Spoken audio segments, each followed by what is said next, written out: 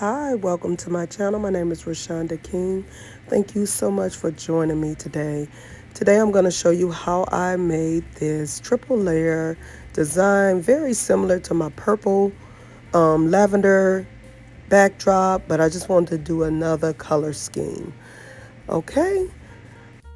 Also, I want to take this time and invite you all to my mini draping class Sunday, February the 19th, 2023 at 4 p.m.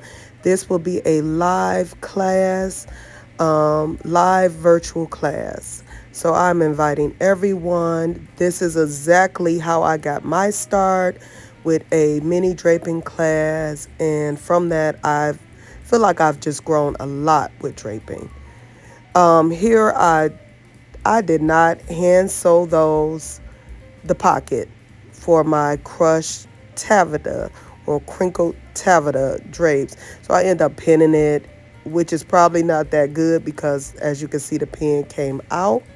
So I'm using that as the center of my design. My back layer is the sequin drapes. Make sure if you're using the mesh sequin that you have it up against the wall because it will be transparent, or consider using more than 4 panels for a 7 feet wide backdrop. So I'm making a pole cover. I made 2 of these, one off camera. I decided to add a middle layer similar again to my purple design. I'm going to link that video below where I use like a chiffon fabric. I'm just showing you how I use 3 crossbars, and I used the 9-inch valance hangers to get this look. So I'm measuring to make sure my red is the same on both sides, my ivory is the same on both sides. No need to measure the center.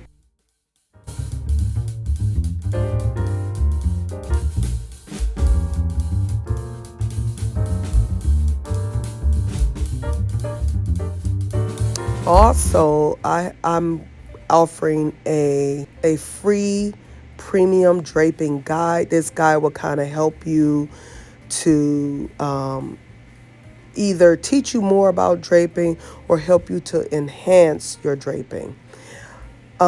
Talking about deepening the swag. So in the center, I kept the pleats straight up and down. When I went to the ivory, notice how I made that swag a little bit loose. Then when I did the first red panel, I made it even looser. And then for the final panel, I made that swag even more loose. And definitely if you join me for the virtual class, I'll be able to really break that down for you and show you how to make these swags and make them deep. I have just recently learned this technique over like a matter of months, and I just feel like it really enhances the design to deepen your swags. So I'm just fixing the bottom. My drapes are 10 feet long, so you want to make sure that if you're using 10 feet long drapes, well, some of them are. My ivory are probably about 12 feet. My sequin are about 12 feet.